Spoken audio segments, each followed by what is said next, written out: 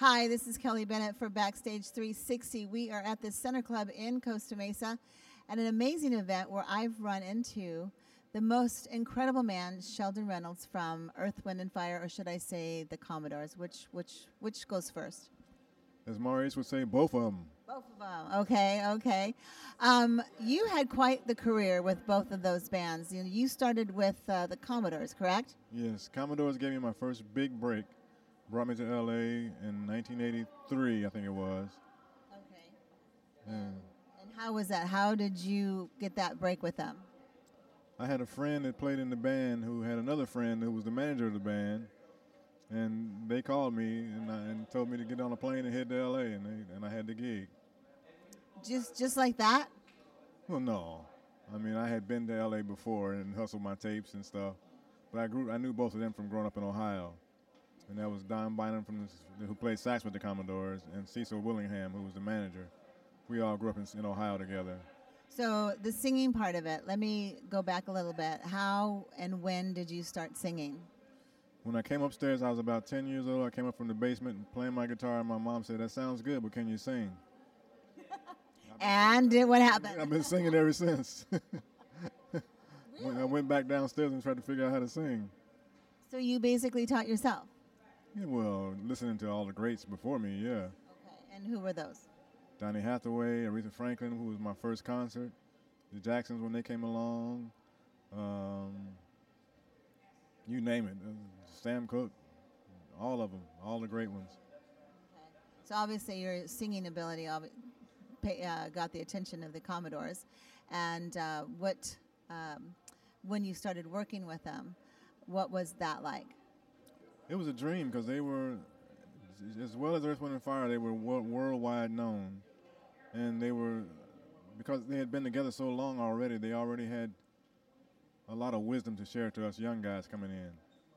And that was probably the best lesson of all, was just learning from those guys how to be grown men.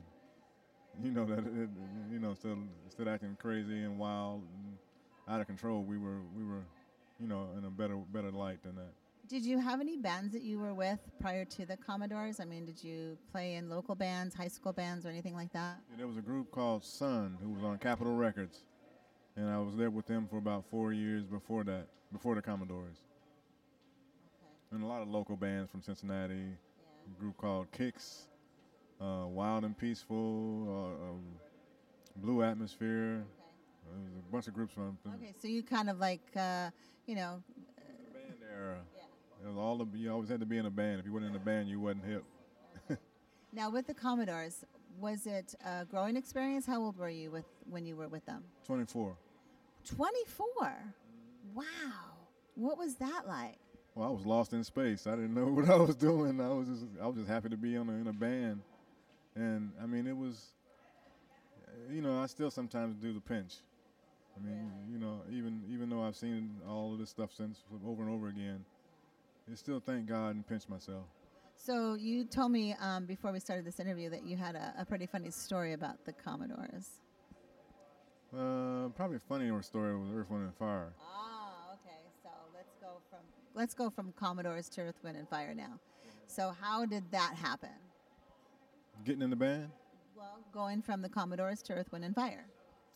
Oh, my God. I literally got on an RTD bus and went down to the building that Maurice owned at the time and left my tapes there with his sister, who I met that day, and waited. And finally, I was in the studio in Los Feliz, and I saw a burgundy Porsche.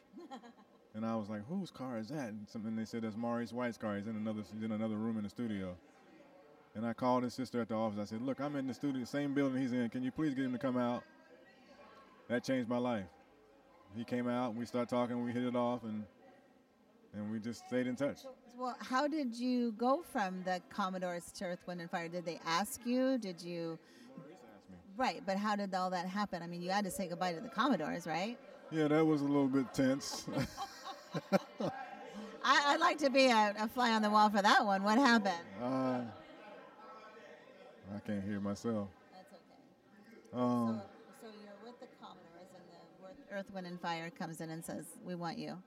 Yeah, Maurice and I worked together for about 2 years on different projects he was doing. And then finally he said, look, I'm putting Earth, Wind, and Fire back together. Would you like to be part of it? And I was like, are you kidding me? It's my favorite band, so of course.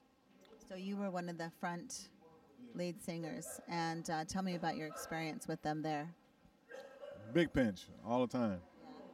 Because this was my favorite group who I dreamt many years before that of, playing with them and being part of that act. And here I was actually doing it. And some nights I'd look out and look across to me, and there's Philip standing there, and there's Verdine, and there's Maurice. And they're looking at me going, you one of us, so wake up. Okay, so the funny story? We were at Universal Amphitheater, and we had Maurice at the time wanted to fly over the stage to get to the front where we all met in the beginning of the show. Fly as in a trapeze of some sort? Yeah, all that. And he got it in the rehearsal. It went perfect. Landed every time right in front, right between me and Philip. But on the show, when you got all these celebrities sitting out there and everybody from LA that we all know and see every day, and we're gonna laugh like heck when they see this go down. He gets about halfway out and then goes sideways, and he goes the other way sideways, and then he goes back and forth. And finally, we're kind of yelling, "Get him! Grab his leg!" And we finally get him down there and unhook him. And then the next day on the second show, we get to that point in the show, and he walks down. Oh, you didn't want to fly? No more flying. Oh my gosh! The flying days were over. Oh my gosh, that's so funny. So how long were you with the Earth, Wind, and Fire? 14 years. Oh wow! Yeah. So you must have been on a lot of different albums with them. Oh yeah, we did all kind of records. Yeah. Yeah, we spent more time in the studio than we did on the road. Yeah.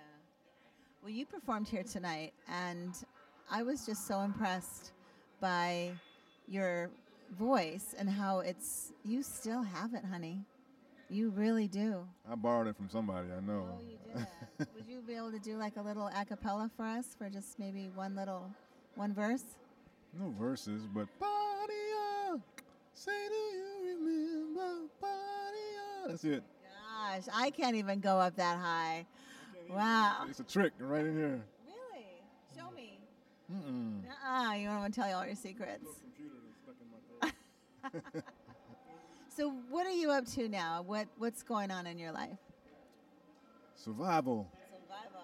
Musician survival. Yeah. Well, I know you're performing at different places. Yeah, doing performances with a group called Kalimba. I sing with, who's a Earth, Wind, and Fire tribute act. Okay. What else am I doing? Got a TV show we're putting together called Behind the Groove. That's amazing. I've heard about that, and that's going to be. We got it on the Asian Cultural Network right now, Okay. and we're trying to take it further. So All right. keep a prayer up. Yeah. Well, where can people find your music if they want to listen to more of Sheldon Reynolds? I'm all over the internet. My son takes care of that, so I don't know. He says Instagram and graham crackers and wherever it can be sold. Graham crackers. Venice Beach. Okay.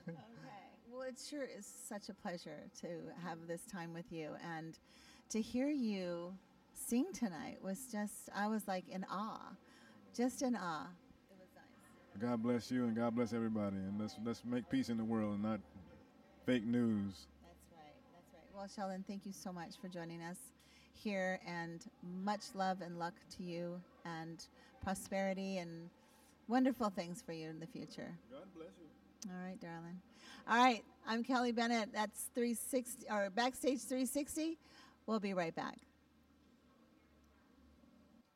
Hi, I'm Kelly Bennett with Backstage 360, and we are at the Center Club in Costa Mesa for an absolutely wonderful event. And I found this amazing guy walking around, and I thought, I got to talk to you. You've been following me all night. No, I have been following. I've been stalking you. You've been stalking me all evening. Ladies and gentlemen, this is Gary Miller. He is a producer, guitarist, a musician, a songwriter. Right, yeah. I mean, you've... Well, that's what I tell everybody anyway. Right. Well, you have that voice that you could have been a baritone somewhere.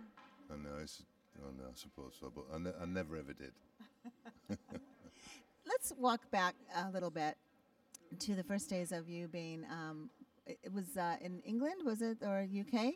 Yeah. I mean, I was in England. Well, I'm from the north of England, which is on the east coast, which is from Yorkshire. Okay. And then after I'd been playing lots of working men's clubs in Hull, where I'm from, I then moved to London. So you started as a musician. Oh no, I've always been a musician. Yeah, Right. that's first and foremost. Okay. Playing guitar and keyboard. Yeah. And so your love of music came from where? Well, I remember first listening to Led Zeppelin when I was 9 years old. Nice. And it was my uncle. My uncle gave me this record. Said, "You've got to listen to this new group that's out called Led Zeppelin," and he bought me Led Zeppelin 2. And I listened to that, and then when I listened to that, I was just sold completely. Wasn't that amazing? Amazing album. I love it. So I wanted to ask you, after Led Zeppelin, where did you get into producing? I mean, because you were a musician at that point, right? Well, yeah. I mean, I actually started off by, just playing guitar and things like that, and just recording at home, and it just developed very quite slowly, really, because it is hard work to be a musician. And then when I finished I used to work in the working men's clubs when I was young, and then I moved to London, and then the first thing that I did was the George Michael tour, the Faith tour, and that's the first big concert. So, and then I came to America with George, and that was sort of like the start of my career, really. In the spotlight, if you know me. Yeah. So I did that, and then after that I toured with Elton John, and then I was with a big production company called Stock Aitken and Waterman, who discovered Rick Astley. And How old were you at that time? You must have been pretty young. well, I'm 59 now. Well, you must have. well, What were you, 12 or something at the yeah, time? no. Actually, my first gig that I did, I was actually 12 years old. Really? But because I've always been, even at school, I was tall. Yeah. So I was the right age. So I was 12, but the others were 17, 18. So I remember going and playing in the club, and I was actually 12 years That is old. so funny. But we were just doing covers then, Yeah. just like. Right. But and then it was just like just developing things, and then I moved when I run out of things to do in Hull. I moved to London, and when London had finished, then I went to Miami, and then from Miami to Malibu, and I've been there ever since. Awesome. Okay, so bring us up to speed now, because, well, actually, I've got one more question for you.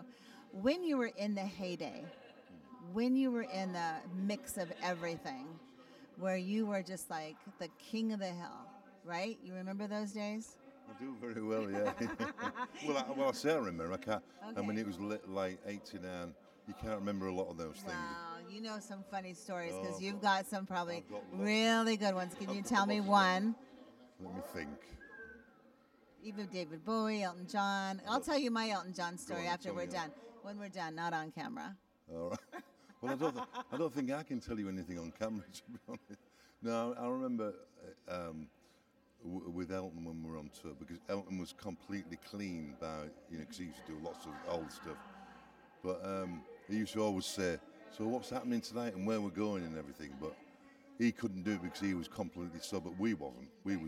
All we were doing, we was looking for all the parties and Oh my gosh. the drugs and everything. You in were Boston. ready to rock and And roll. we was ready to rock and roll. That's yeah. right.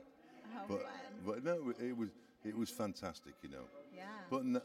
But the thing is, I've always been a songwriter, so my passion is like writing songs and producing, and now I'm developing like lots of young artists, Right. which I'm really happy about, That's what I wanted to get into, what you were doing now. Tell me some of the people that you're developing and what we're doing. Well, I've got a young guy called Judah who's 19.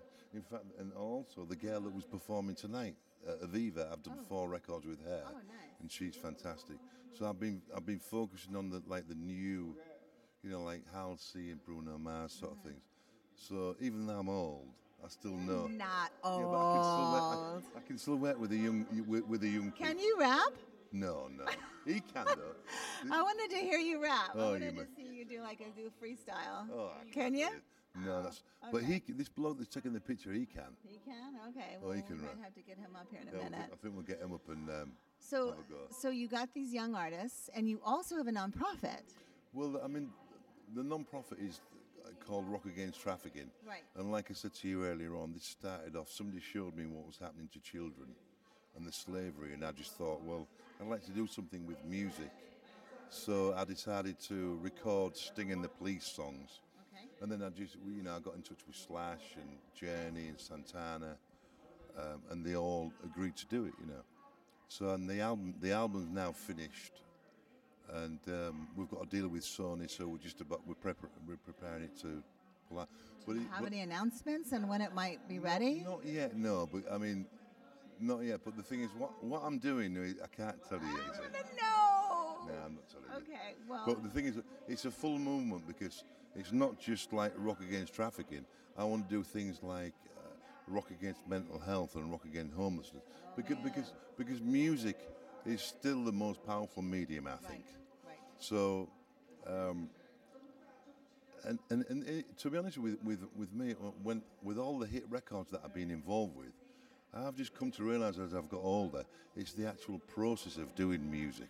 Right. That's, you do all this work and you get to number one, but then it's like, well, is that it then? I mean, it really is like that, and being famous and doing. But I love music and doing music the same now at 59 than I did when I was 12 and 16. And it's also looks like you love giving back as well. Well, I mean, that's what I thought. I mean, I know music is a very healing power, and it's very simplistic. I just thought, well, I'll do Sting and the Police songs because most famous people have got a favourite Police or Sting song. I approached Slash in the beginning. He was in. Then he brought Fergie in. Then Glenn Hughes from Deep Purple, and then Journey, and now I've got an album of 16 songs with Rock and Roll Hall of Famers. And how long ago did you start this? Well, I started the foundation 7 years ago. It was only supposed to be a 3-month project. What happened? Well, the thing is, when you start, it's funny, but I just started off from a musical standpoint. But to be honest with you, once you start to find out what's really happening to these little kids, you can't just sort of like come on board and think, well, I've done my bit now. Right. To me now, it's a lifelong thing. That Really. is amazing. That's just so amazing. So future projects other than Rock Against. Well, I've got Hollywood Against Trafficking, Okay. which is all the famous actors that can sing. Jerry Butler wants to do it. Wow. David Duchovny is a friend. With me living in Malibu, you met a lot of these people. Right. I'm going to a Jack Black event next week. I think it's next week, and he sings. So I want to do an album of Bob Dylan songs with all the actors that can sing. And the thing is, the good thing about why I chose Bob Dylan was because if somebody can really sing, they're going to make his song sound great. And if they can't sing that well, it doesn't really matter because Bob was never the best. Bob's not the best singer in the world, is he? And he'll tell you that himself. So I thought, so I've got a project of about 5 different albums. Okay. And I've just teamed it with some people. We're going worldwide. We're going India as well. Just teamed it with the biggest artists from Bollywood. Nice. So I want to do a Bollywood record. Nice. It's just basically an ongoing thing, really. You got your finger in everything. Oh yeah, blimey! Be careful. Be careful what you say. No, I meant it in a good way. I don't believe that for 1 minute. I do. Oh, yeah, okay. Where can people? You can cut that bit. No, where can people find you? Where can they find your stuff? Well, rockagainsttrafficking.org Okay. is the main thing. So if they check up on that, Okay. they'll see what we're doing. They'll see all the pictures of the artists and everything like that. Awesome. Oh, yeah? And I'm Gary Miller, Gary Miller, right here. infamous Gary Miller. Exactly. With Well, your fingers in everything. the man who's everywhere. I want to thank you so much for joining us. You're very welcome, And darling. your heart as well is giving back to humanity and helping those less fortunate. I think we have to do that. I think that's the most important thing. Yeah. And I think now lots of people are joining together because you can't rely on governments to sort things out. Right. but at least the people in America, especially in America, they all want to help. Yeah. So it's very encouraging, and with Facebook and all the stuff that's going on, you can actually meet people with events like this with Eric. Right. It's great, you know. And I'm doing the thing with his event on the 21st. Okay. So we're going to judge some people and find something that can sing, and I'm going to produce a record for him. Nice. So. Well, you are changing the world. You really are. Well, not on my own. I mean, Well, I'm not saying, but I'm saying. This guy here, see the guy here, Jet. But you are part of it, changing the world. Yeah, one at a time. I'm part into it. But this man here, I'd just like to. Can you Okay. just put him on quickly? Sure. But see this man here, Jet. This is Right in between. From right here, behind us. He's basically running Rock Against Trafficking now. You with? What's No. your name? Jet Prescott? Jet Prescott. Yes. And he's basically running Rock Against Trafficking now. Okay. And without him, I wouldn't be where it was, because the thing is, I didn't have. I'm not a businessman really, Right. and it's been very, very difficult. But Jet's come in, and he's really sorted everything out. And now Rock Against Trafficking is running. I hear you're a freestyle rapper. Something like that, yeah. Can you do a little bit for me? Oh. Can we use profanity? No. All right. Well, I'm out there. Oh, he's saying go for it. So I'm losing all my money in crypto. Don't give a fuck. I'm in it for the tech, yo. The same PlayStation or Nintendo. I'm on bytes. I don't even need a bank, yo. All these fools using bills don't know the future is real. Drop your visas into fiat to Satoshi we kneel. That's the only rap I can remember. Wow, very nice. Bit of a rap, isn't it? No, but seriously, without Jet, because it's been very, very challenging for me on my own with Rock Against Trafficking. Well, yeah, that anything is like with a business. You've just got to be persistent. You have to have a good team behind you. Exactly, which I didn't have until I met Jet, and We had then to put a lot of people together, make sure we had all the right people involved, and just a lot of people, especially with charities, that tend to come in with the wrong intentions, and you got to make sure that you're maintaining that integrity, and that's just the number one thing, because especially when you're giving back to a cause and it's a nonprofit, you got to run it right and make sure everybody's on the same page. Well, you two are definitely somebody to watch out for, because you are changing the world, and I commend you for taking a stand for those little folks who are, the misfortune. how anyone can hurt children, I've just got no idea what they're even thinking of. They're just like, All right. So it's what they do. RockAgainstTrafficking.org. RockAgainstTrafficking.org. Okay. All right. Well, I'm Kelly Bennett. You've been listening to Gary Miller and Jet. Thank you so much for watching Backstage 360. We'll be right back. Hi, I'm Kelly Bennett with Backstage 360, and we are here at the Center Club in Costa Mesa for an amazing event, and I just found this absolutely handsome man walking around, and I said to myself, I have to sit down and talk with you, because Trae, Ireland, you've been doing so much. You are an actor, you're a producer. What else are you? I'm a writer also, and I'm starting in my hand and directing as well. So. See? Yeah, you got a lot of irons in the fire. Yeah. We try to make things happen and keep on evolving to those next levels.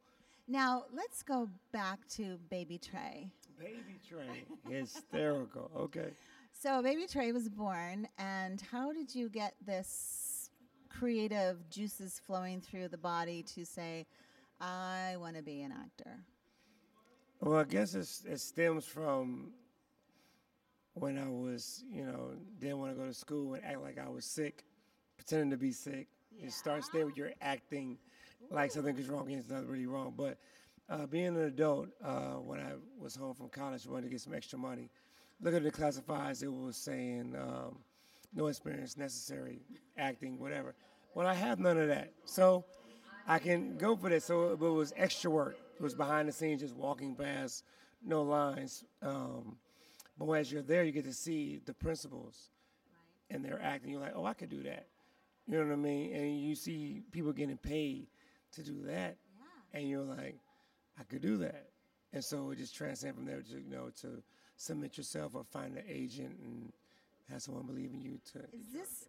Is this something that your parents wanted you to do? I mean, what did they want you to be? Well, at the time when I decided to do this, I was like 25, so you're already an adult. Right. So because I was never a flighty type of person who just was going with the wind, I was always serious and detailed about my things. So if anything I chose, they would support me on. So when I decided to do this in 98 is when I left. I'm from Chicago, so I left Chicago to come to LA.